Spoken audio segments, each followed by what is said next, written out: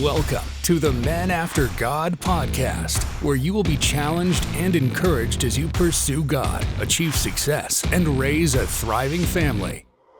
Join your host, Dustin, and his guests on a weekly journey to grow as husbands, fathers, and men after God. Here is your host, Dustin Alley. Hey guys, welcome back to another week of the Men After God podcast. I'm excited to have a guy who's affectionately known on his own podcast and talk shows as the boss man, Brady Shearer with Pro Church Tools, who's been helping churches navigate the greatest communication shift in 500 years. Brady, did I get it right? Yeah, we'll take it. Thank you. All right, we'll take it. Good. All right, that's the tagline that I hear every time I listen to one of Brady's talks. And not only do I get great value from it, I always get entertained when I hear him and Alex having that discussion and just say that so flawlessly. I wanted to try to nail it, but whether I did or not, you guys are going to love my guest here today. I've been following Brady's journey, or at least the nucleus journey, and some of his products and businesses that he's launched over the last probably 7 or 8 years. And it's been great to see him grow. I've loved some things he's done that I'll bring up as we get into the conversation. But today, what I want you to hear from Brady is just a man who's following God, and he did it in a unique way. You don't know too many men in the world who have grown businesses, and then once their businesses are up and running, actually slashed the prices for their customers. And it was great to see Brady do that. Gosh, I think that was a few years ago that happened. But nonetheless, we're going to have a great conversation with Brady today, and I got some exciting news for you. Before we get into this, let me tell you, on May 1st of this year, we got Men After God had their first book launch titled Becoming a Man After God, a biblically based framework to achieve success with a thriving faith and family. We're going to have the link in the show notes. It's available on Amazon and also for Kindle. If you have Kindle Unlimited, go ahead and download that. We'd love for you to read it, leave a review, and always reach out to us. Let us know what you think. Connect with us on Facebook, facebook.com/Men After God podcast. That's enough about us. Brady, I want to hear about you, man. Again, thank you so much for being here today. So introduce yourself and tell us a little about your family. Sure thing. So name's Brady, like Dustin so kindly said.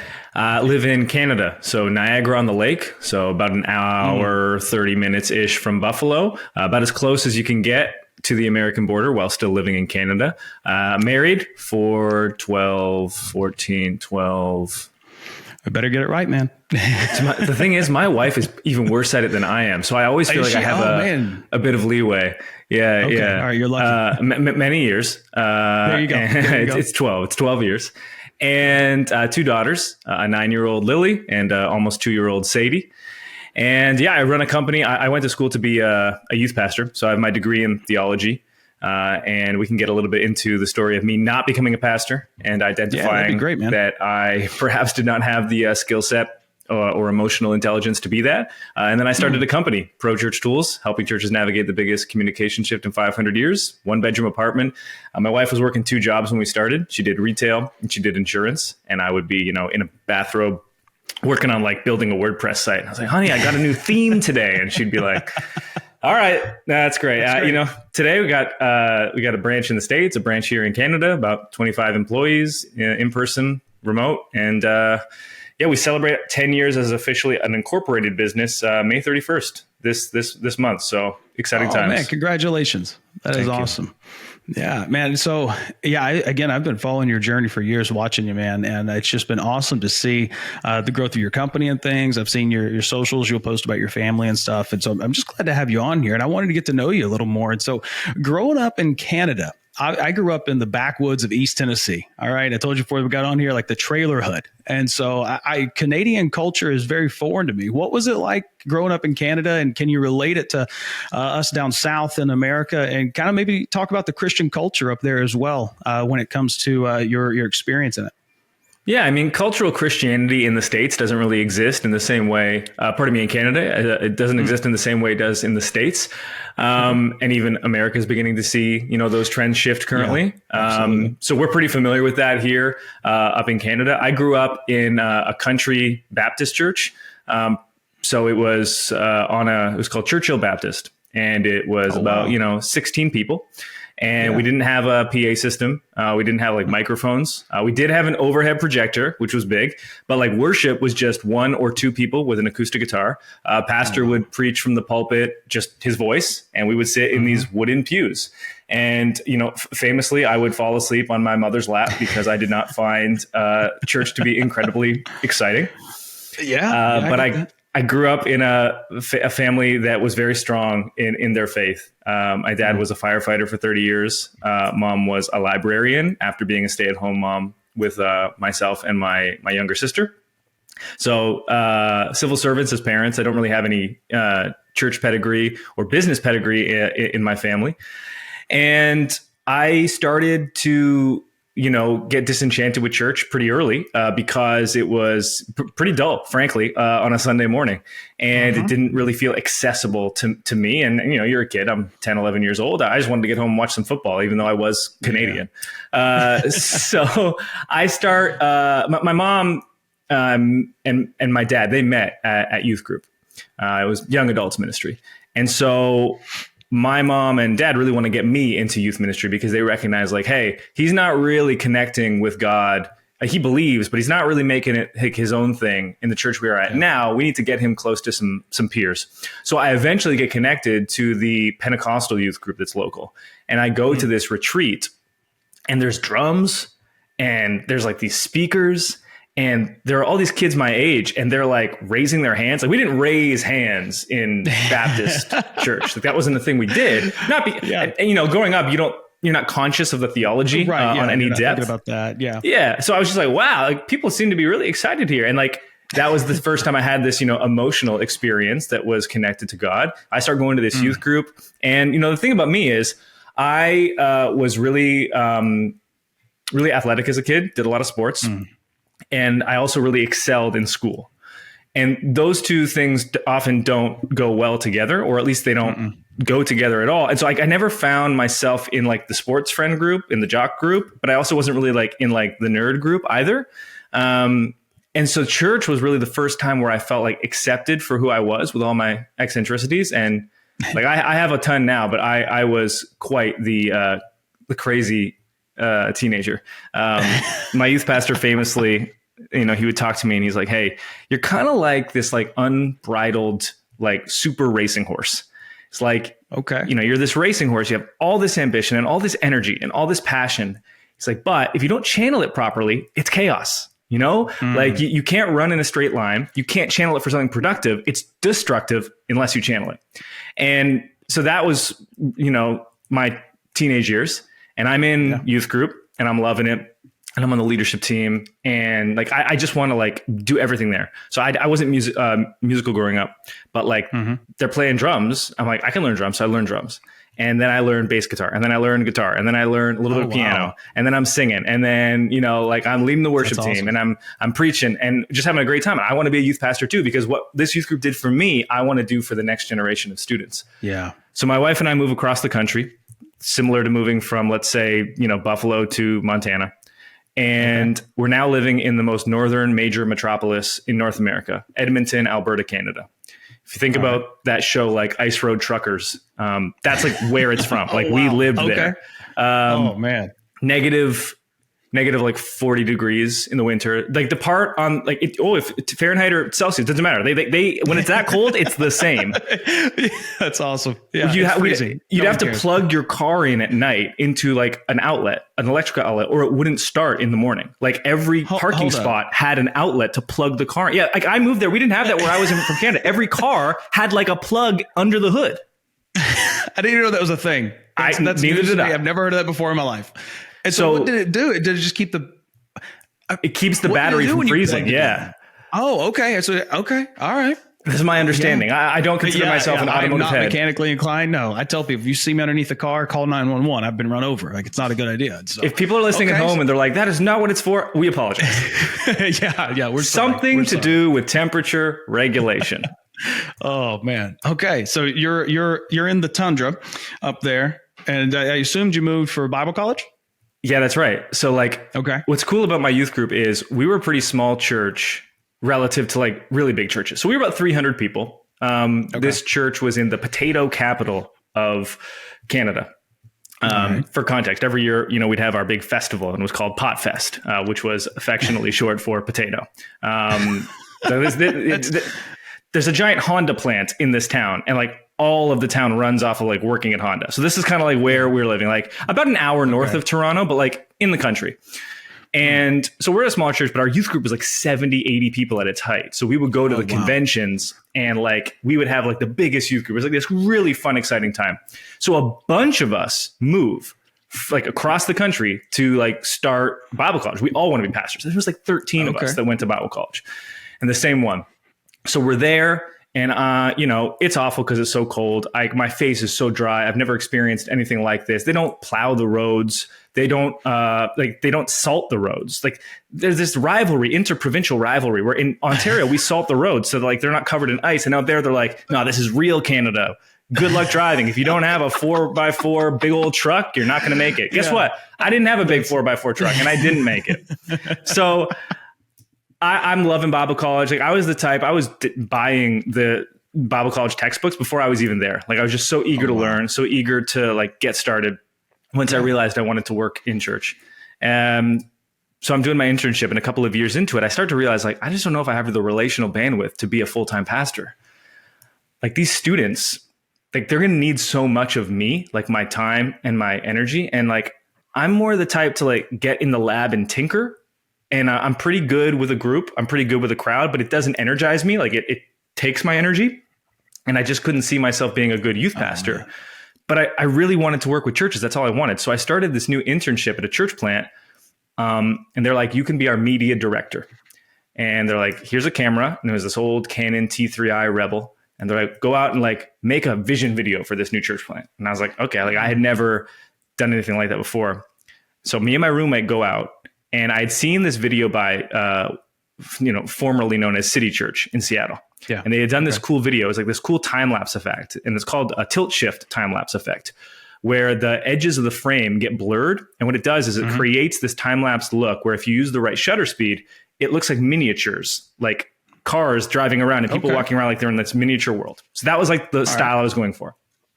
So my friend Mitch and I, we post up at this intersection, and all we have is this camera. Like we don't have a tripod. So I'm like, okay, we're gonna prop up this camera on this electrical box, and we're just taking photos. And within about 15 minutes, we hear police sirens, and we turned around, and these cops were walking up, and they're like, "Guys, what are you doing?" Like this was before like phones. This was 2010. Like this was before phones had cameras. Like this was before like taking photos of anything in public was like ubiquitous with culture. It was kind of strange. Yeah. And I was like, well, I'm this intern at a church and we're trying to like make a video. And they're like, you should go home. And we go back to our apartment, and I was like, man, like that was just so embarrassing. Like that was the worst. Like I'm not really a confrontational person. I'm really like stepping out here, and I'm trying something that's beyond my skill set currently. And, it was a really big bummer. But the more I reflected on it, the more I was like, you know what? I'm pretty sure we just have to like push through. Surely if they did it in Seattle and it was fine, we can do it here. Like what? I looked on the line. I was like, I don't think there's a law against taking photos. So we went back out. Not even in Canada. It's still a free country. Exactly. Right. And we created the video, and it was a great success. And basically that was the inspiration, motivation, confirmation I needed that, hey, I could figure out this media director job. And then the final piece of the puzzle was then I would go back to class. And I'd be in the same classrooms as my peers who were going to go on to become worship pastors and youth pastors and lead pastors in rural towns of Canada. And I was like, man, these guys are going to need to like start a Facebook page for their church as well. And they're going to need to like figure out their website design. And they're going to probably want to take a photo or video of their church. And so I just start teaching everything that I know, because I'm like, I don't think I'm going to be a pastor. But so I'll start a website, I'll start a blog, and I'll just like, when I learn something, I'll teach it. And that was, the origin story of what came the company, Pro Church Tools, which I always say is the worst name for a company ever. It was my best man who was like, you should start a blog, man. He worked at a software company, and he's like, here's like 18 names. And they were just like, this was before AI, but I don't know what kind of generator he used. They were just like random 3-word names of just like related church tech tools. And I was like, oh, Pro Church Tools. Yeah, let's go with that. And, rest is history. Oh man, that is awesome. Yeah. You had a Pro Church Academy at one point, right? Yeah. I remember looking into that. Yeah. So it got started. The name came from a friend nothing really behind it. You just did it. And that it was because you were putting your efforts in to be a good media director. But you said some amazing things there, Brady, that I want to pull out. Just transparency, like personally, I want to hear, but I think our guys want to hear too, because you had a level of self-awareness at I guess 18, 19, going off to Bible college that many of us need even today. You said you recognized that, you didn't have the relational bandwidth to be able to do that because of how God made you. Can you talk about that for just a minute, and maybe what you mean by that, and what type of expectations you thought were going to be on you, and why you didn't think you'd be able to fulfill them? Yeah, one of my principles for life in everything is longevity. I got a DM this morning, and it was from a pastor at a big church. Everyone would know. And he DM'd me and he's like, "Hey, I'm doing this presentation. Thanks for getting on that call with us last year. We put your advice into place and it's been really transformative for us. And I'm going to mention that in this keynote I'm doing." And I get DMs like that so frequently now, so frequently relative to what I would expect. Cause I'm just some kid from Northern Canada or Northern North America, Southern Canada. Again, just from this tiny, tiny town with no connections whatsoever. I just started a blog, but it's been around for 10 years. Yeah. And we have 150,000 subscribers on YouTube, 106,000 on Instagram, an email list of 50,000 churches, 2 branches of the company, 25 full-time employees, a multi-million-dollar business. Why? Because every day I wake up and I just do a little bit more. And longevity, the reason I bring that up relative to relational bandwidth is I don't have the relational bandwidth to stay in full-time ministry, especially in student ministry, where you just need to be with the kids. That's what they deserve. They deserve you showing up for their games and talking to them late at night when their girlfriend dumps them, and of course just taking them out to lunch, taking them out to coffee, whatever it is. That was what was so great about our youth ministry. And I remember, and I reflected upon my youth pastor's life, and I was married, newly married. We were both 21, and I was I just don't think if we build that life, it's going to be harmonious. It's not going to align with this marriage. It's not going to align with the family life we want to build. I don't think they're congruent. And so I couldn't have longevity if I went down that path. And I think everyone can find this at a different part of their life. I'm very grateful that I found it when I did. Because once you find the lane that you're meant to run in, it feels like nothing else. I had tried so many things. I made a record that got play on the local radio station in my bedroom, just using, Cubase. I had played basketball with players that are now in the NBA. I had, excelled so much in Bible college that in one class I got more than 100% because I did all this extra credit work. I'm such a geek.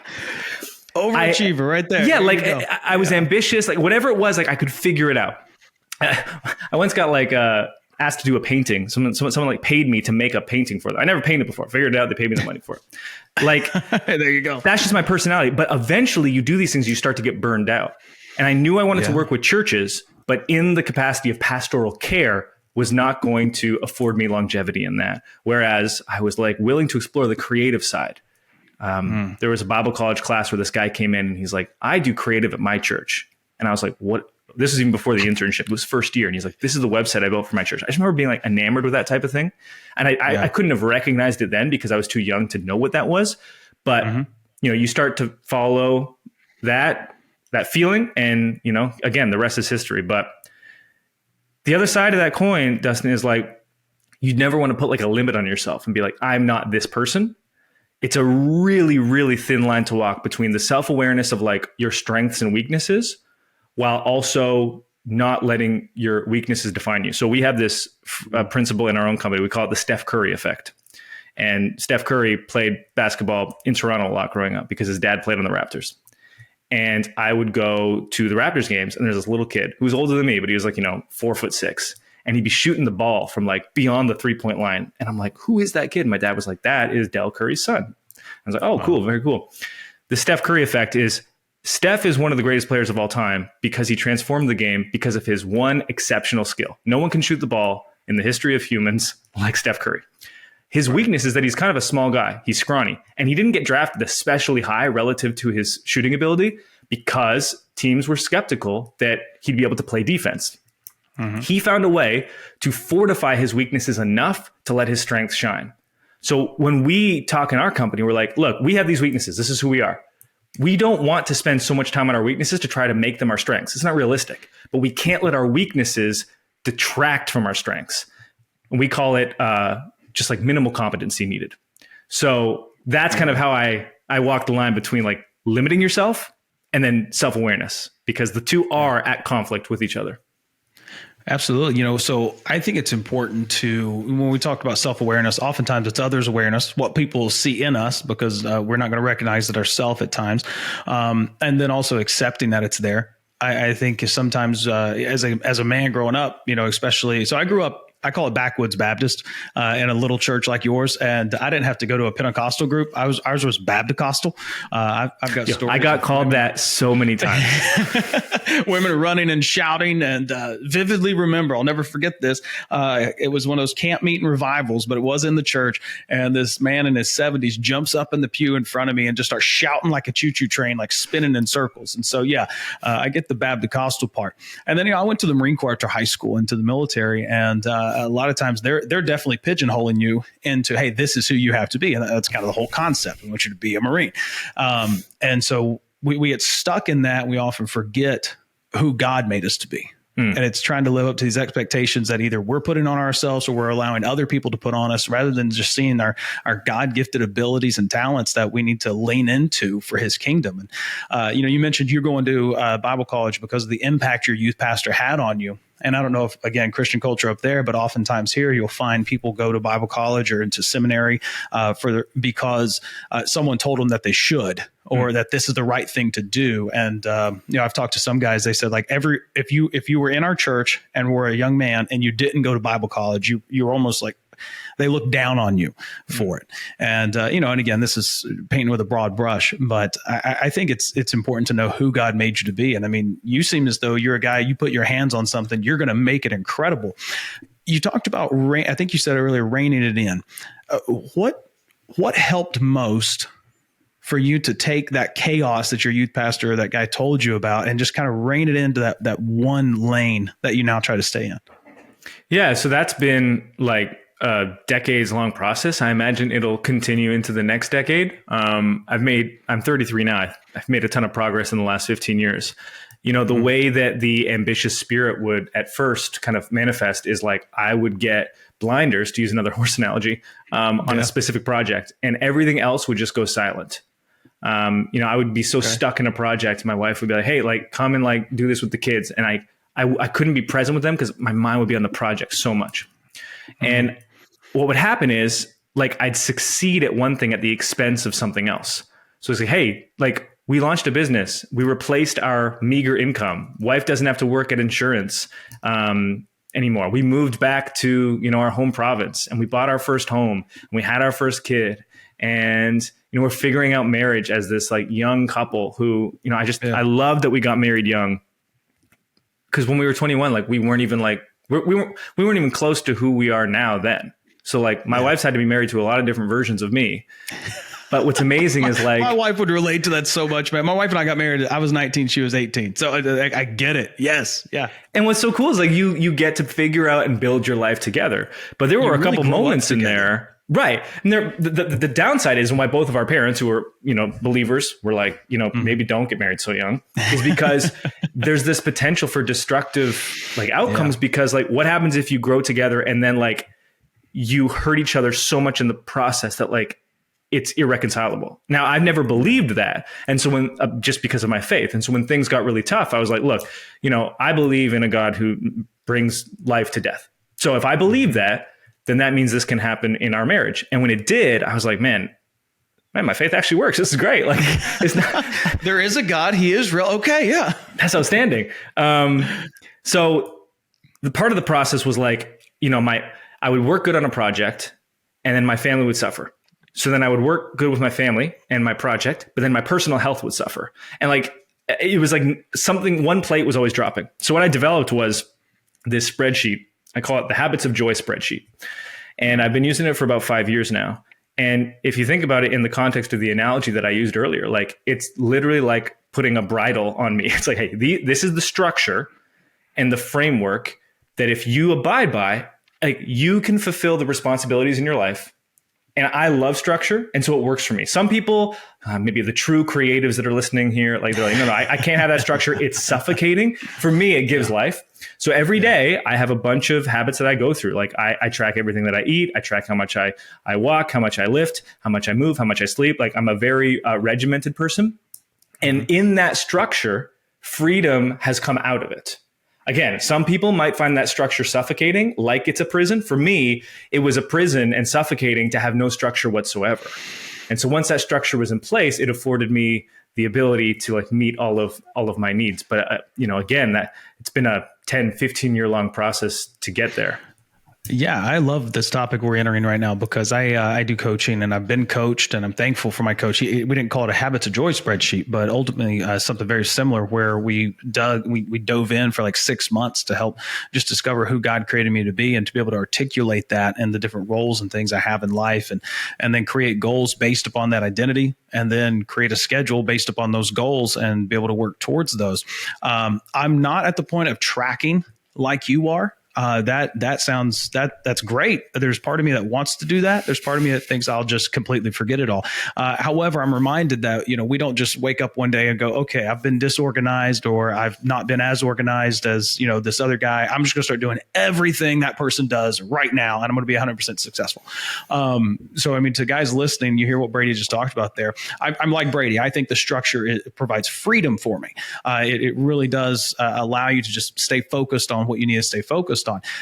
But if there's one thing he said about tracking or a schedule or anything, just do one. Just pick one. Be successful at that for 4 to 6 months, maybe a year even, and then add something else. But don't try to start tracking your food, diet, sleep, bathroom schedule, and everything else all at once. Just take one at a time.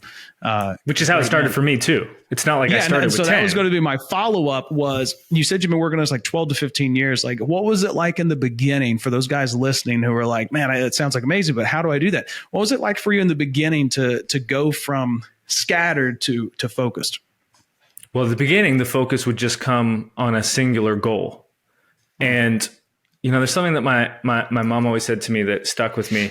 And I haven't hit this point yet, but I do think about it. She's like, there'll come a day where you're not as ambitious as you are now. Mm-hmm. She's like, when you're young and you're full of that spirit, like, go after things now.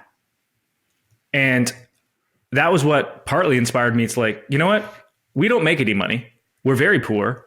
We're very sad. We have no future in this city that we're living in. Man, when it's 8 months of winter and like, oh brother, and those 8 months have like 4 hours of sunlight, like, let me tell you, it's just, it drains your spirit. So, Brady, I moved from Yuma, Arizona, 350 days of sunshine. We're on the Mexican border, right next to California. Like, it rained a quarter of an inch a year, maybe, right? And I moved to Bristol, Connecticut in the New England region, about 2 hours northeast of New York, where the wintertime, not 8 months, we probably got about 4 months of hard winter here. And then 2 of the months, it's pitch black dark at 4:30 p.m. Yeah. And I'm sure maybe you guys experienced some of that. And that mental load, or that the effects on my mental health, I wasn't expecting, but man, that's hard to get through. So now I understand, man, being in those conditions, that's tough. And so you decided to move forward, and what'd that look like? Yeah. And my wife's even worse than I am. Every year I give her a sunshine gift. So it's May 1st is when I give her the gift. So we're recording this shortly after. And so I gave it to her, and the sunshine gift is basically just to acknowledge, hey, you made it through another winter. Like, I don't know what's wrong with the Canadian nation. Like, why don't we have an island? Every country has an island. Like, I'm not saying colonialism is good. I'm just saying, like, we're the only ones that don't have an island. Yeah, you should go get one, though. So it would start with a singular focus, and I would achieve that thing, which was amazing, but it would come at the expense of other things. I just want to be realistic for everyone listening. Like, there are times and seasons where, like, imbalance is important. Like, I don't think I could have built a business from scratch in a balanced way. I had to, and there were things I sacrificed that I think people would listen and go like, that was worth sacrificing. Like, I just didn't really spend much time with friends for those few years because that recreational time just I wasn't afforded that, which I think was worth sacrificing.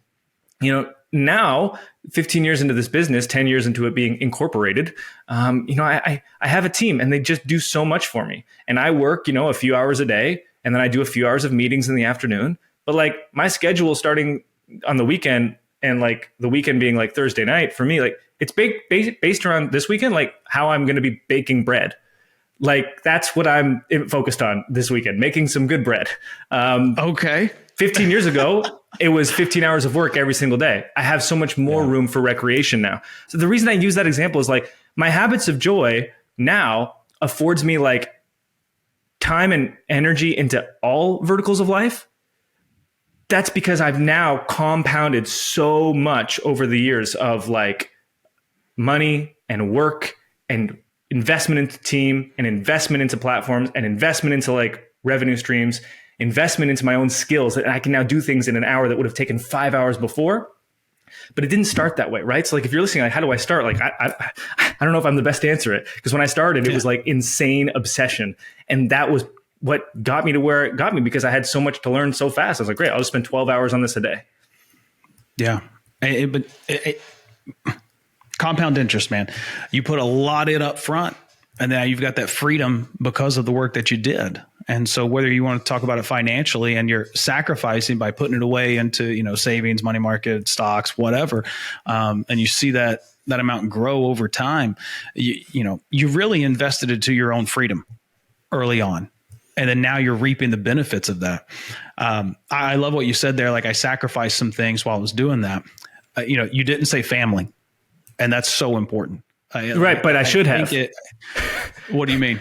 Just like I didn't show up as like a dad and as a husband in those early years as much as I wanted. And that was like what, that's why I said like the good reason I'll say is like, I didn't have recreation, and everyone listening will be like, you know what, that's right. On your grind, like whatever it takes. Like, right. But like, what I should also tell you is like, I wasn't a great dad or husband all those times either, because like I was young and I was immature and I was singularly focused. And guess what came out of that? Lots of good things.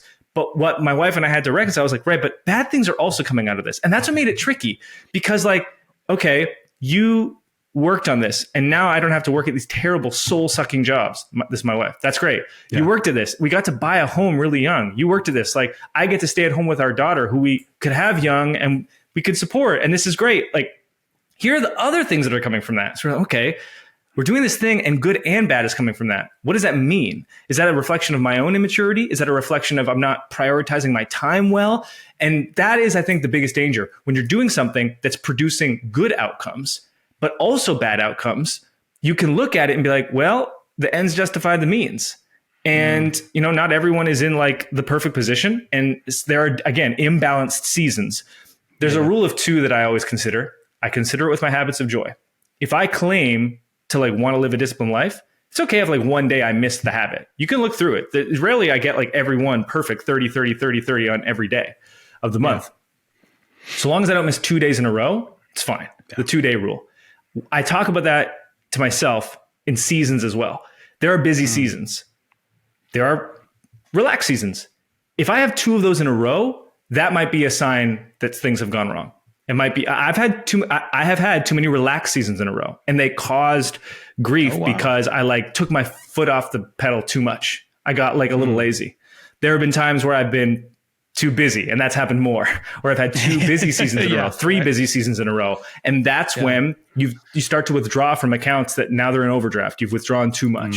You have 1 busy season, you withdraw, you take from the savings, great. And then you relax again, you build the savings back up. So I'm starting to ramble now. I'll pass it back to you.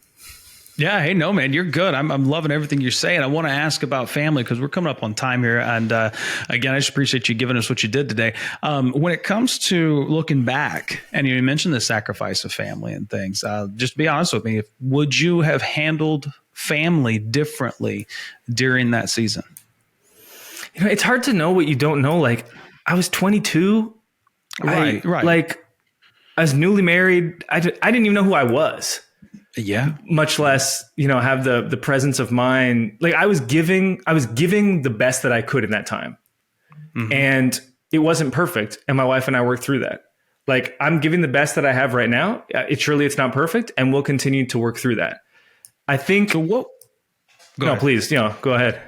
Well, I was going to ask you, you talked about your wife and bringing that in there. Let's talk to the guy that's in that season, man. Cause I think a lot of our listeners are kind of like, I'm just going to relate us together here. Type A, ambitious, driven. I mean, you've got much more going on than I do, but still, just that mindset, that entrepreneurial spirit. A lot of times I think we can make the mistake of neglecting the more important matters of life, our faith and our family, and you talk about those imbalanced seasons. They do come. I mean, you never know, especially when an emergency pops up or something you've got to handle. And especially if emergency comes every week and now you're putting fires out. What type of communication skills have you developed with your wife over time to help you guys navigate some of that? Because if you're like me, man, early on, I had no communication skills whatsoever. But I know my wife and I have grown a bit to where we can talk through some things. And I'm just curious if is that the experience you've had? So what worked for us eventually was we identified problems that were, again, byproducts of good things, but problems nonetheless. And then what we did was we created values that would articulate how we wanted to live based out of that problem. And so what we have is we have a series of rules for life that we look through. And basically what we do is we will evaluate our activity and behavior based on those values. And when things become misaligned, that's when we make the fixes. Those values first came to be because we were in misalignment. We were in like a place that wasn't healthy. And the value was identified out of that problem, right? If that makes sense. And so the way communication has happened is we communicate based on those shared values. And this is what I tell churches to do all the time. They're like, hey, I have a problem in church. Like, I want to do this project. And this other person says it's a dumb project. I'm like, okay, what's the mission of the church? Because probably what's happening is you two are communicating and say, this is my preference and this is my preference. Okay, but what is the value, the mission of the church? You should tie your project to the mission. How does it serve the mission? And so we did the same with our family. We create these family values, these rules for life. And then when someone else's behavior was bothering the person, we would then line it to that mission because we both agreed on this value. And your behavior is not living up to the value that you claimed that you said you were going to live by. And then we don't get mad at each other because I'm not like getting mad at you because I prefer you to act differently. It's because we both agreed we want to live this way. And that was really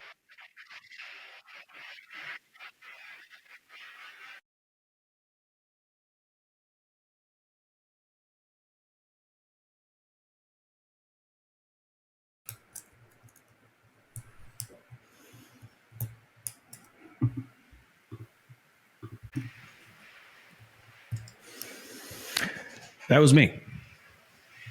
You there? Was that, did you go out or did I? I dropped out. I have a, okay. I was like, no, that's so you strange. I had a hardwire connection. That's weird. So, so do I. I don't know. All right. So let's, if you don't, because it was giving me errors too. It kept saying, trying to reconnect.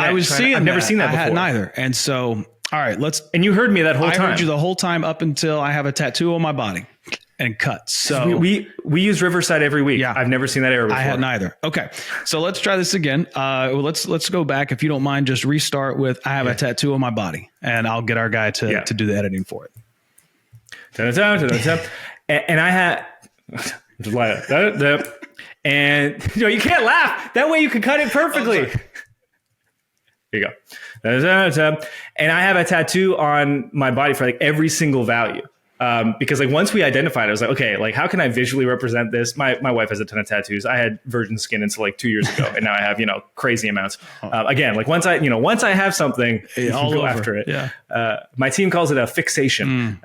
They're right. So I have a tattoo for every single one as a good reminder, and then my daughter should be like, which one does that one mean, Dad? And then I'll tell her that's our family value. It means this. So I have one that's just keep trying and be a good friend.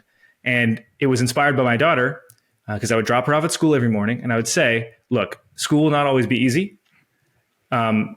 She's in third grade. She's having like these friendship issues for the first time. Oh, wow. Where some girls are being mean to her. I was like, that, interpersonal relationships are tough. Remember, just keep trying, be a good friend.